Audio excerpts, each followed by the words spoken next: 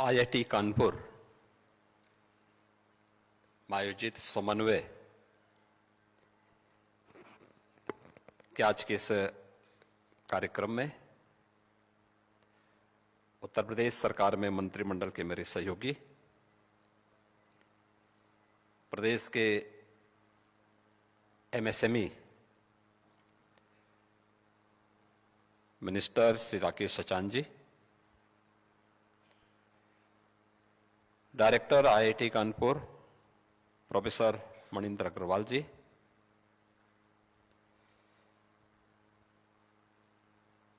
Chief technology officer TCS doctor Harry Quinn ji, deputy director IIT Kanpur professor Brajbhushan ji, आज के इस समन्वय कार्यक्रम के उद्घाटन सत्र में उपस्थित कानपुर के हमारे सभी माननीय जनप्रतिनिधिगण, आईआईटी कानपुर के हमारे सभी फैकल्टी मेंबर्स, इंडस्ट्री के हमारे डेलीगेट्स और आईआईटी कानपुर के हमारे सभी युवा, ऊर्जा से भरपूर छात्र छात्राएं और उपस्थित बहनों और भाइयों, आईआईटी कानपुर को समन्वय के इस विजन के लिए मैं हृदय से धन्यवाद देते हुए आप सभी प्रतिनिधियों का मैं प्रदेश सरकार की तरफ से हृदय से स्वागत करता हूं, अभिनंदन करता हूं। यह महत्वपूर्ण विषय जिसे लेकर के आज यहां पर यह समन्वय इंडस्ट्री एकेडमिया कोलैबोरेशन की कार्रवाई कैसे आगे बढ़ सकती है और खास तौर पर आज के उन ज्वलंत मुद्दों को लेकर के जो दुनिया की आवश्यकता है, समाज की सुरक्षा से जुड़ा हुआ है और एक कॉमन मैन के जीवन स्तर को ऊपर उठाने का है। Artificial intelligence, cyber security and sustainability, इन तीन महत्वपूर्ण पिलर्स को लेकर के यहां पर अलग अलग टेक्निकल सेशन चलेंगे और उन सभी मुद्दों पर चर्चा होगी जिन मुद्दों को लेकर के आज एक सामान्य नागरिक, समाज, देश और दुनिया जिनके बारे में चिंतित भी है और जिनसे लाभान्वित होकर के अपने आप को आगे बढ़ाना चाहती है। इन महत्वपूर्ण मुद्दों पर चर्चा करने के पहले हमें कुछ बिंदुओं पर जरूर दृष्टि डालनी चाहिए।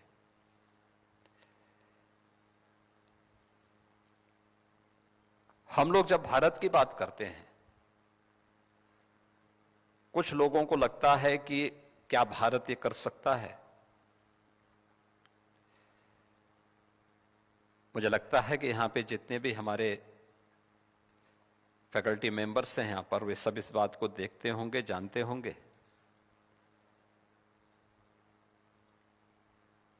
कि पूरी दुनिया के अंदर, दुनिया की अर्थव्यवस्था में 17वीं सदी तक भारत का जो हिस्सा था वह नंबर 1 पर था। भारत दुनिया की सबसे बड़ी अर्थव्यवस्था थी।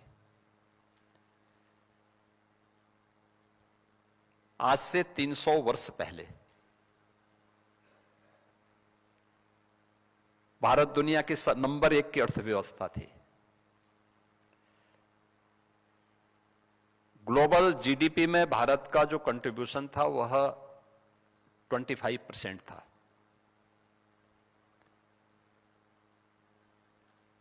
एक सदी के बाद भारत नंबर 2 पर आया चीन नंबर 1 पर आ गया था।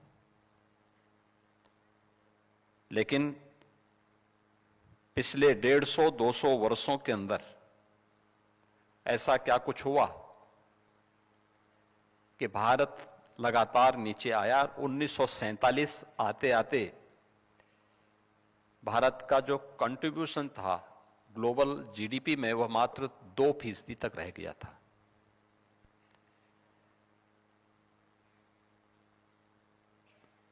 पिछले 11 वर्ष में आपने बदलते हुए भारत को देखा है। ये बदलता हुआ भारत जो आज फिर से दुनिया की सबसे बड़ी तेजी के साथ उभरती हुई अर्थव्यवस्था में से एक है। आज दुनिया की चौथी बड़ी अर्थव्यवस्था बन चुका है और अगले 2 वर्ष में भारत दुनिया की तीसरी बड़ी अर्थव्यवस्था बनेगा। तीसरी अर्थव्यवस्था के बाद दूसरी अर्थव्यवस्था बनने का जो समय होगा उसमें इन सब का योगदान होना है।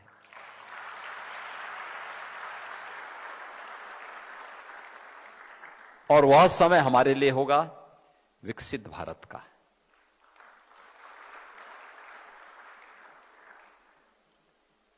विकसित भारत के बारे में जो बातें प्रधानमंत्री जी ने रखी हैं, विकसित भारत केवल विकसित भारत नहीं होगा, आत्मनिर्भर भारत भी होगा। आत्मनिर्भरता जीवन के प्रत्येक क्षेत्र में, क्या कृषि का क्षेत्र हो, क्या टेक्नोलॉजी का क्षेत्र हो, क्या जीवन की उन सभी आवश्यकताओं की दृष्टि से जिसको लेकर के आज भारत जिन चुनौतियों का सामना कर रहा है, जो चुनौतियां हमारे सामने हैं, उन चुनौतियों का सामना करने के लिए हम लोगों को कैसे कार्य करना है, इस पर अवश्य हमें विचार करना होगा। और यह इसलिए भी महत्वपूर्ण है, भारत ने इससे पहले ये सब करके दिखाया है। आज जब मैं आईआईटी कानपुर में आया हूं, आईआईटी कानपुर का अपना एक गौरवशाली इतिहास रहा है और पिछले लगभग 6 दशक में आईआईटी कानपुर ने देश के अंदर टेक्नोलॉजी के क्षेत्र में देश को बहुत कुछ देने का प्रयास किया है। अभी मैं पिछले सप्ताह नोएडा के एक सेंटर में गया था।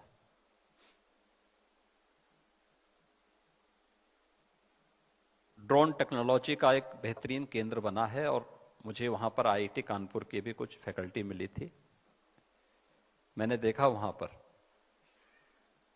कि नए भारत की सामरिक चुनौतियों का मुकाबला कैसे हमारा युवा कर रहा है और कैसे आईआईटी कानपुर उसमें योगदान देकर के उन चुनौतियों का मुकाबला कर रहा है जो ऑपरेशन सिंदूर के अंदर या अन्य समय में हम लोग या देश झेलता है। हमारे मन में सबसे पहले यह भाव आना चाहिए कि हम कर सकते हैं। याद करिए, दुनिया का सबसे प्राचीन विश्वविद्यालय भी भारत ने दिए हैं।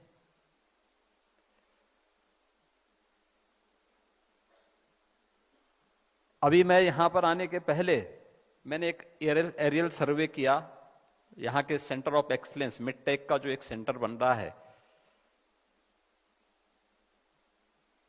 मैं देख रहा था वहां पे काफी बड़ा स्ट्रक्चर खड़ा हो चुका है और मैं मानता हूं कि अगले वर्ष कानपुर उत्तर प्रदेश वासियों को एक नया मिडटेक का सेंटर उपलब्ध करवा देगा।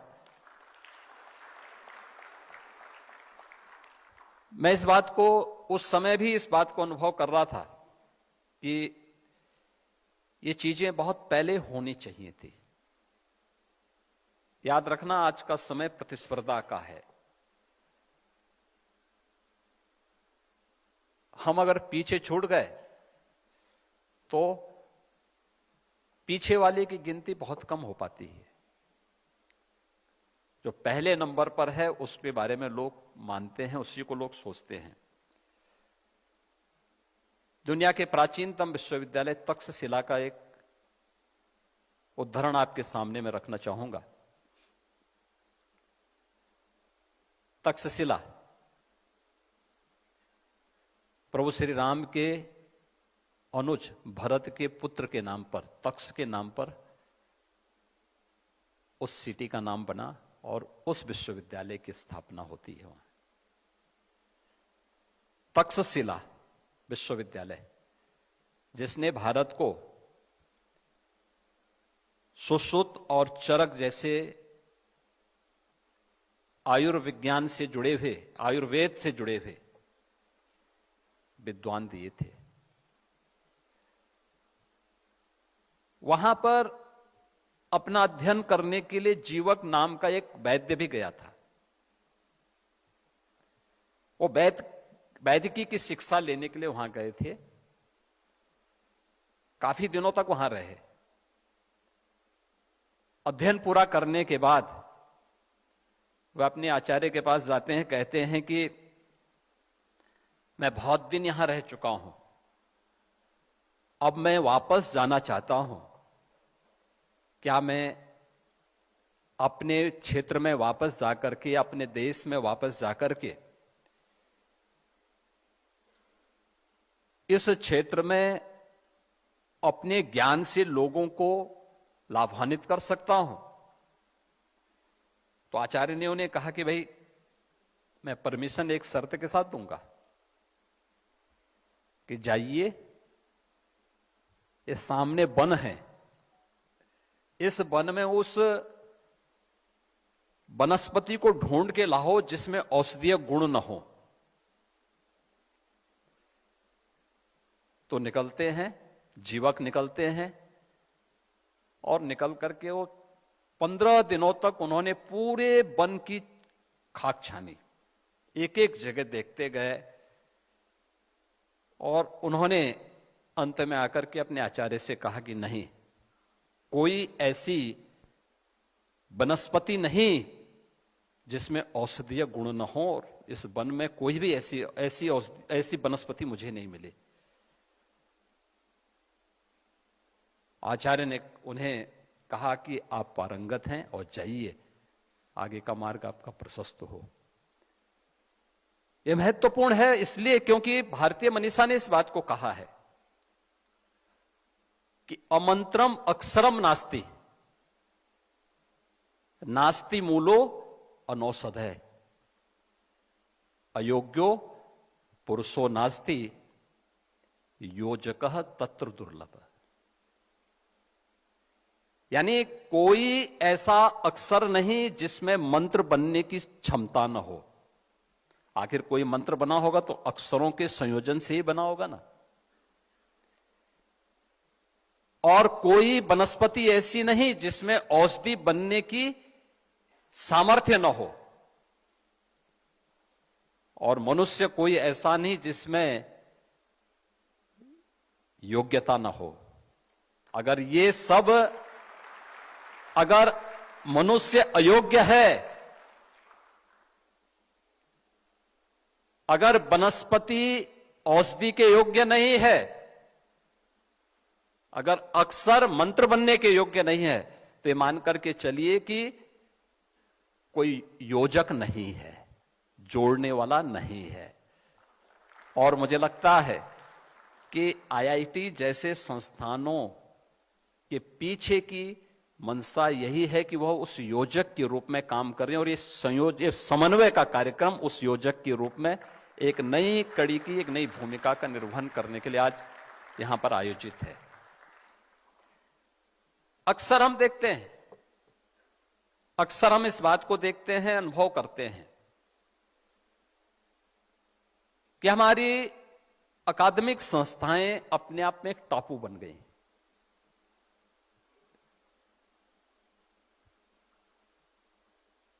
और हम लोग भी 2017 में हमारी सरकार बनी,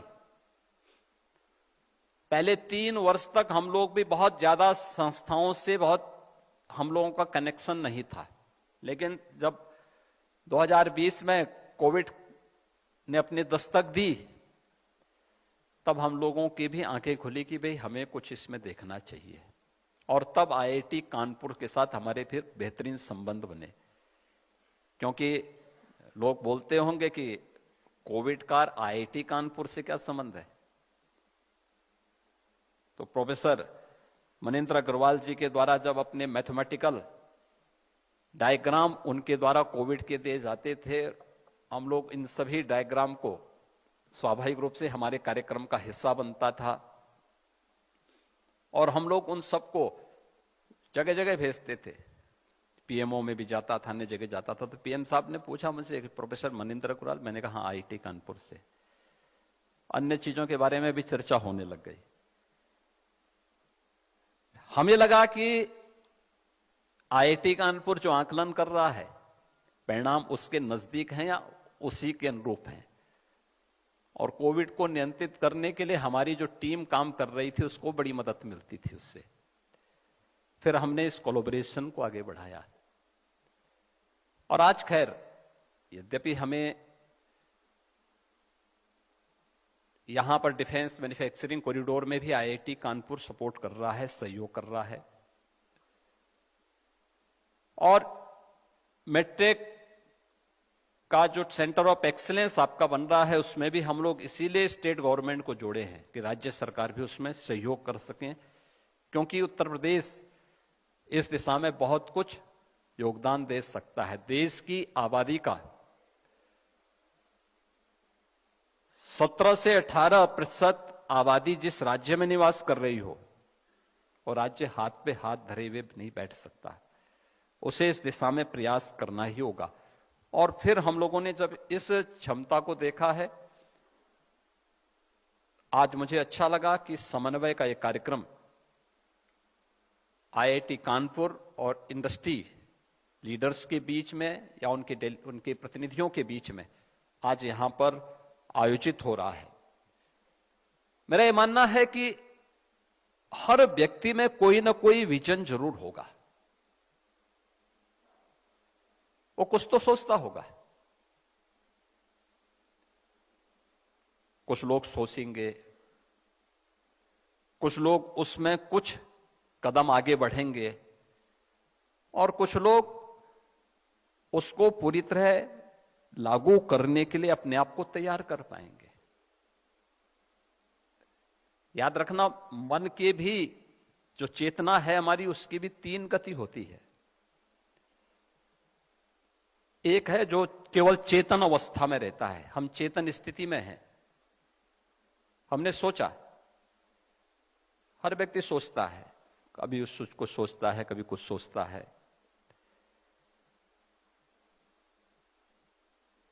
व्यक्ति के जो विचार आते हैं उसके चेतन मन के भी हो सकते हैं, और उसकी उस दूसरी अवस्था के भी हो सकते हैं,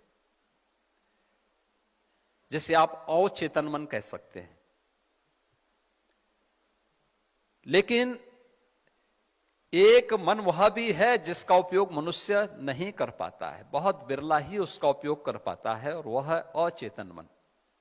बहुत बड़ा मस्तिष्क का आपका बहुत बड़ा हिस्सा ऐसा है, और जिसको धीरे धीरे करके आज उसके कुछ पार्ट को आज हम आर्टिफिशियल इंटेलिजेंस के रूप में उपयोग कर पा रहे हैं, जिसके बारे में भी हम लोग स्वयं जिसके बारे में कार्य नहीं करने देना चाहते। मन को बहुत दबाव डालने में हम लोग घबराते हैं, तो उसका उपयोग वहां से हो रहा है। लेकिन हमें इस बात को याद रखना होगा कि टेक्नोलॉजी मनुष्य के लिए है, मनुष्य टेक्नोलॉजी के लिए उस हद तक नहीं है कि वह हमें हाँकने लग जाए, हमारे द्वारा चालित हो, हम उसको चलाएं मानवता के हित में, अपने देश के हित में, और उस दिशा में प्रयास अगर हमारे होंगे तो उसके परिणाम भी हम सबके सामने आएंगे। मुझे याद आता है, मैं जिस परंपरा से आता हूं, हमारे महायोगी गोरखनाथ जी ने कहा था कि पिंड माही ब्रह्मांड समाया है, यानी जो कुछ भी इस संपूर्ण ब्रह्मांड में है वह सब कुछ आपके शरीर में है। उसको ढूंढने की आवश्यकता है, उसको देखो तो। हमारा शास्त्र भी कहता है यथ पिंडे तत् ब्रह्मांडे, यानी सब कुछ है आपके पास, बस उस दिशा में एक दृढ़ इच्छा शक्ति के साथ आगे बढ़ने की आवश्यकता है। और आईआईटी कानपुर इसलिए भी क्योंकि देश का पहला कंप्यूटर तो आईआईटी कानपुर ने दिया था, और इसीलिए जब क्वांटम कंप्यूटिंग की बात आई तो मैंने सबसे पहले आईआईटी के डायरेक्टर को फोन किया। मैंने कहा एक पत्र मुझे तत्काल बना के भेजे, इसको तत्काल हमें आगे बढ़ाना है। और मुझे प्रसन्नता है कि आज क्वांटम कंप्यूटिंग में भी आईआईटी कानपुर कार्य कर रहा है।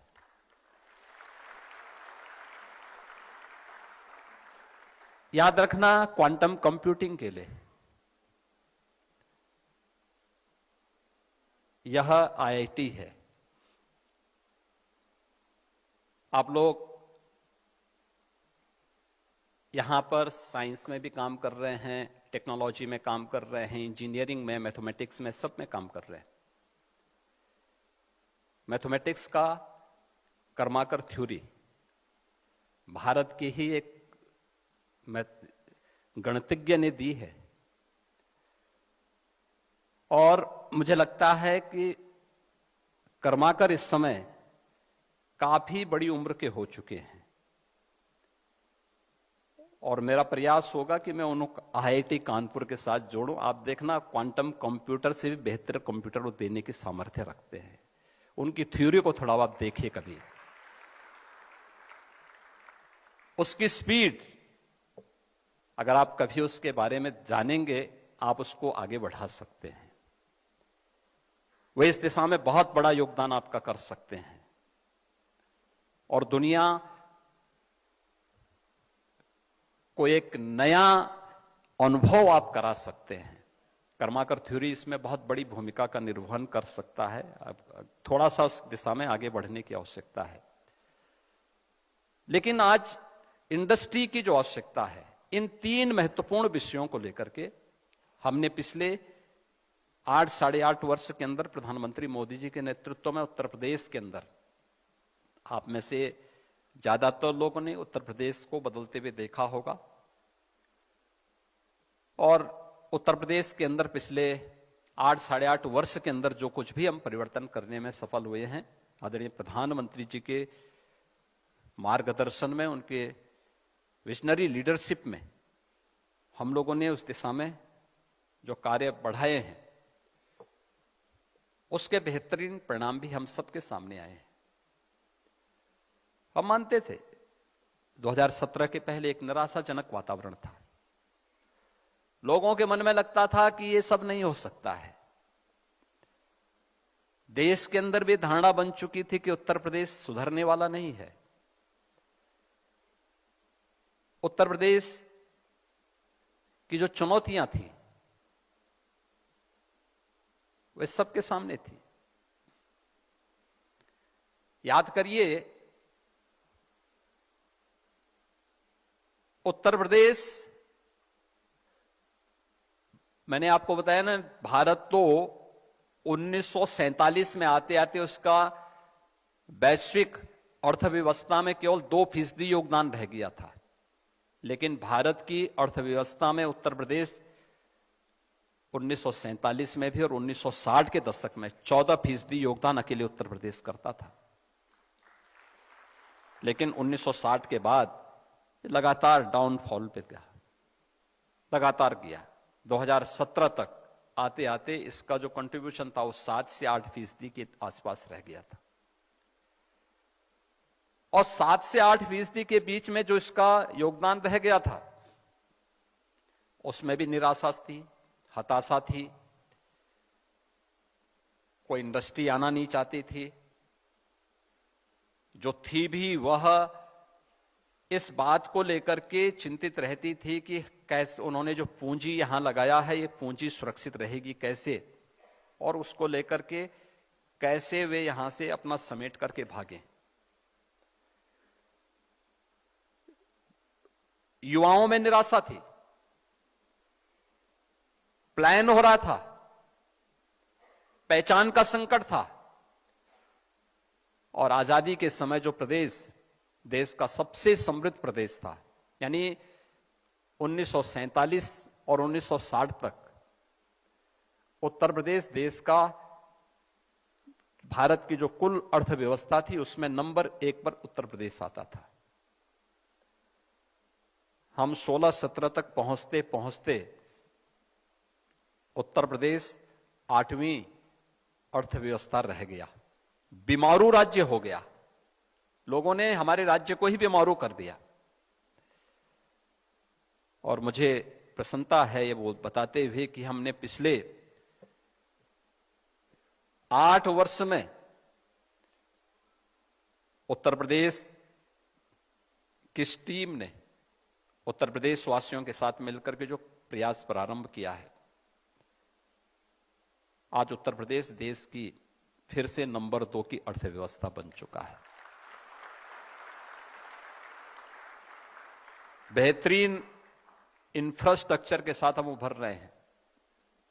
हर एक फील्ड में उत्तर प्रदेश ने कुछ मानक गढ़े हैं। उत्तर प्रदेश आज देश के अंदर सबसे तेज अर्थव्यवस्था के रूप में अपने आप को स्थापित करने में सफल हुआ है।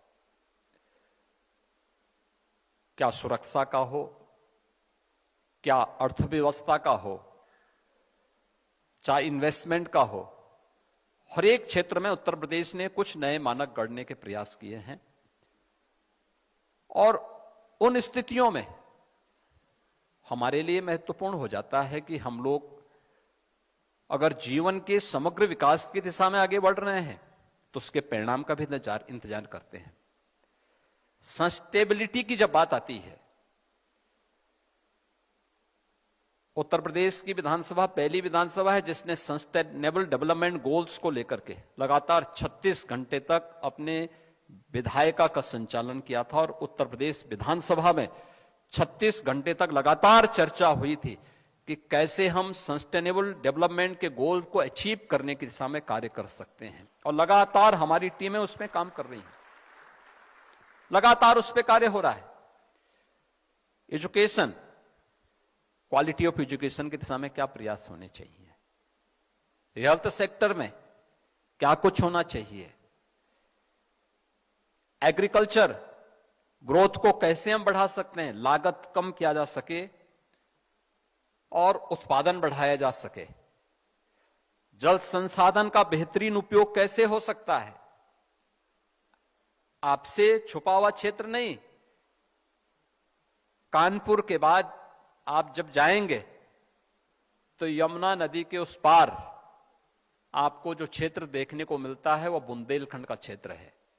सूखा था, पलायन था, अव्यवस्था थी, और इस अव्यवस्था में वहां डकैतों का साम्राज्य चलता था, दिन दहाड़े अपहरण होता था। मैं जब मुख्यमंत्री बनने के बाद झांसी में पहली बार गया तो लोगों ने मुझे सूखे की शिकायत की, कहा साहब पानी नहीं आता। मैं चित्रकूट में गया तो उन लोगों ने मुझसे कहा, मैंने उनसे कहा, मैंने कहा चित्रकूट तो इतना, ये भगवान राम के समय से चित्रकूट, भगवान राम जब वनवास उनको हुआ था तो चित्रकूट को ही उन्होंने वास बनाया था, और इतनी अव्यवस्था कैसे, कुछ भी नहीं है। उन्होंने कहा साहब कौन रहेगा यहां पे, यहां तो डकैत अपहरण कर देते हैं। मैंने कहा कैसे, कहा कि वो किसी को भी अपहरण कर लेते हैं, कोई व्यापारी हो, उद्यमी हो, कोई तीर्थयात्री आ गया, ये सब वो कर लेते हैं यहां पे। अलग अलग जनपदों की अपनी समस्याएं थी। आज आप जाएंगे, बेहतरीन कनेक्टिविटी बुंदेलखंड की है, डकैत मुक्त हो गया है, अब वहां इन्वेस्टमेंट आ रहा है। डिफेंस कॉरिडोर के 2 नोड झांसी और चित्रकूट में स्थापित हो रहे हैं। हर घर नल पहुंच चुका है और हर खेत को पानी पहुंच रहा है वहां पे। ये चेंज आया है। आप आश्चर्य करेंगे, महोबा उसी बुंदेलखंड का एक जनपद है।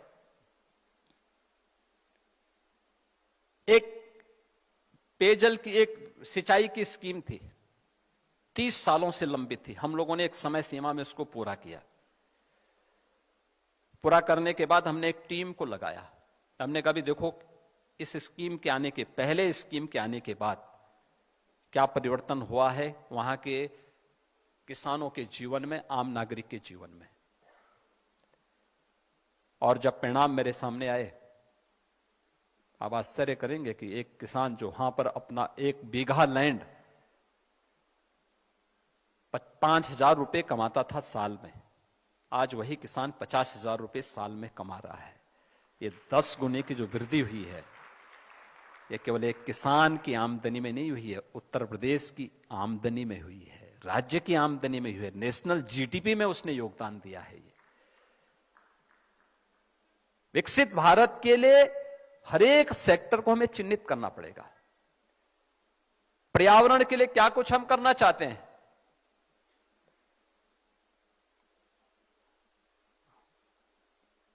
हम प्राकृतिक वातावरण का विकल्प नहीं दे सकते। याद रखना, वह सस्टेनेबिलिटी के लिए वह अत्यंत महत्वपूर्ण भूमिका का निर्वहन करेगा। और उत्तर प्रदेश देश का पहला राज्य है जिसने पिछले 8 वर्ष में 240 करोड़ वृक्षारोपण के एक रिकॉर्ड को बनाया है पूरे देश के अंदर।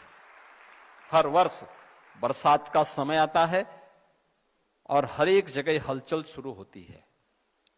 आज फॉरेस्ट रिसर्च इंस्टीट्यूट भी इस बात को स्वीकार करता है कि उत्तर प्रदेश में फॉरेस्ट कवर बढ़ा है, फॉरेस्ट कवर भी बढ़ा है।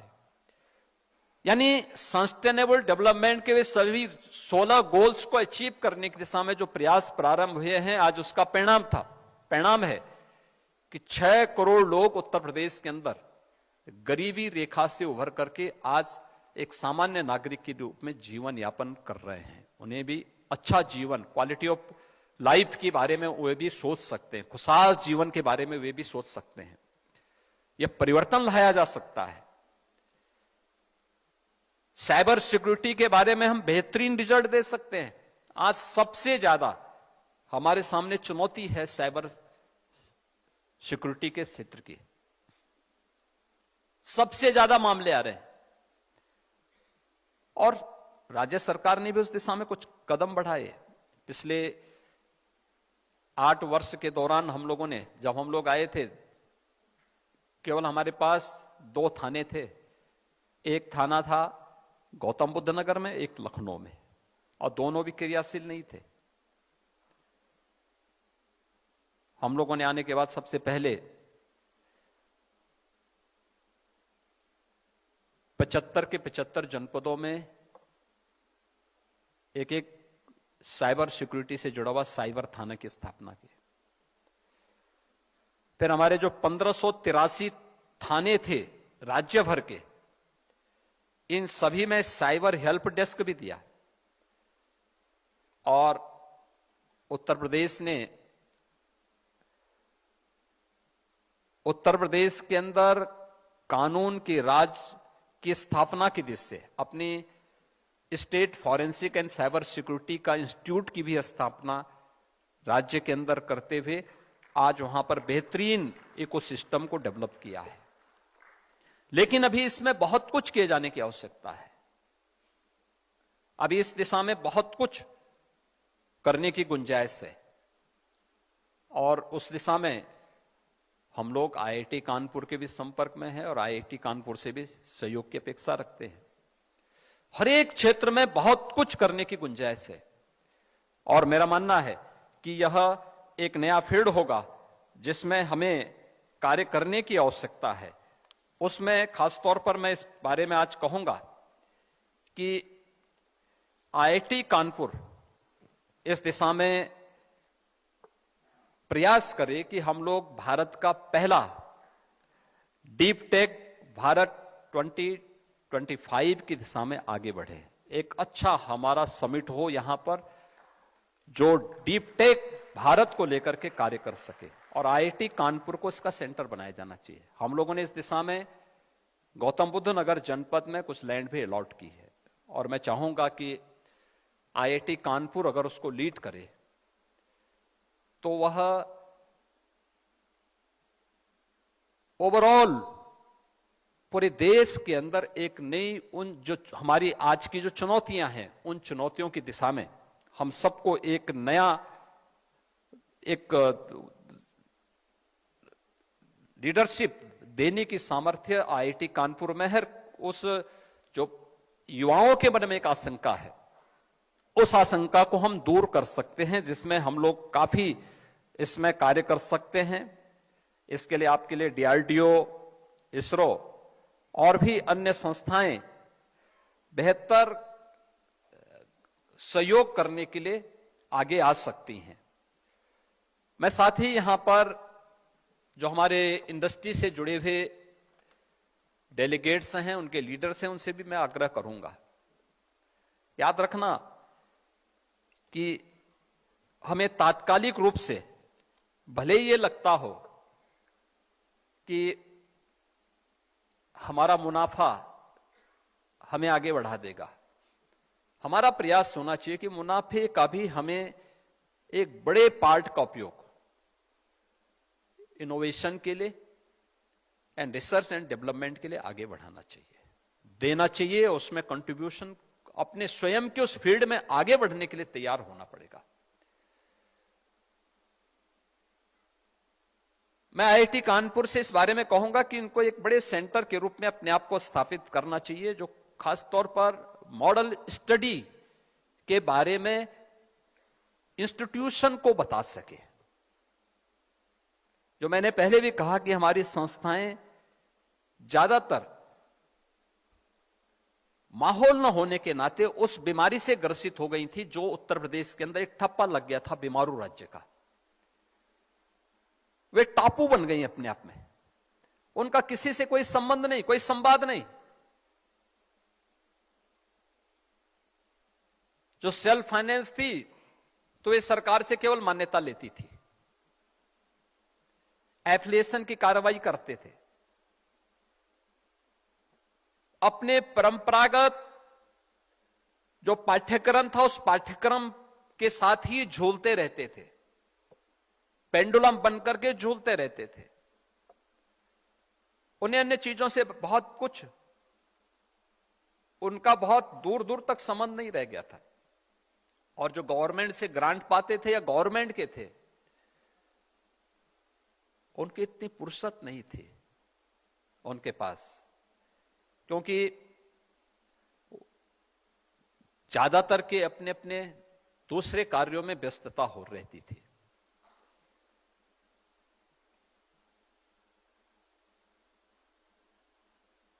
यहां पर मॉडल स्टडी के लिए कोविड कालखंड में हम लोगों ने प्रोफेसर मनिंदर अग्रवाल जी के नेतृत्व में यहां पर एक टीम को इसके बारे में कहा था कि उत्तर प्रदेश के अंदर कोविड मैनेजमेंट पर जो कार्य हुआ है, आप इस पे एक स्टडी करिए। मॉडल स्टडी यहां पर आईआईटी कानपुर ने किया था और अच्छी दिशा में बढ़ा था। हमें अभी इस दिशा में बहुत कुछ करना होगा। जो मैंने आपको बताया था ना, चेतना के जो अलग अलग आयाम हैं, ये भी आपको उसी दिशा में आगे बढ़ाते हैं। जो चेतन मन है वो आपकी मॉडल स्टडी का माध्यम बन सकता है, और चेतन मन है वहां आपके इनोवेशन का आधार बन सकता है, और अचेतन मन है वो आपका R&D का एक बहुत बड़ा टैंक बन सकता है। एक थिंक टैंक के रूप में आप अपने आप को स्थापित कर सकते हैं। और जिस दिन इन तीनों में बेहतरीन कोलैबोरेशन हम कर पाएंगे, उस दिन भारत फिर से 1947 में प्रधानमंत्री जी के विजन के अनुरूप विकसित भारत के रूप में, आत्मनिर्भर भारत के रूप में और दुनिया की नंबर 1 अर्थव्यवस्था के रूप में अपने आप को स्थापित कर पाएगा। जो 300 वर्ष पहले जो भारत के पास जो सामर्थ्य थी, जो शक्ति थी, उसको भारत फिर से अर्जित कर सकता है। उसको अर्जित करने की दिशा में हम सबको एक सामूहिक प्रयास करना होगा।